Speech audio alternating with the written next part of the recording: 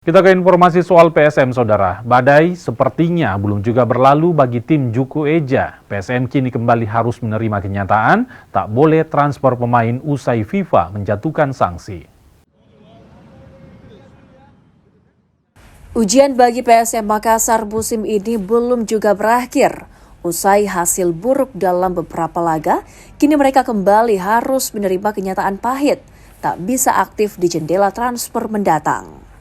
Hal ini terjadi setelah induk sepak bola dunia, FIFA menjatuhkan sanksi untuk PSM.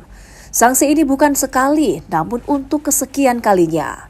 Terakhir sanksi dijatuhkan pada 20 Maret 2026 lalu. Sebelumnya sanksi sama juga diberikan pada PSM pada 9 Maret 2026 lalu. Akibat akumulasi sanksi ini, PSM Makassar resmi dilarang mendaftarkan pemain baru, baik lokal maupun asing, selama 3 periode bursa transfer mendatang.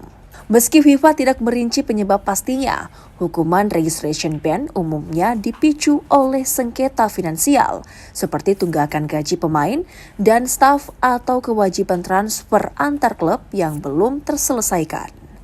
Tim Liputan.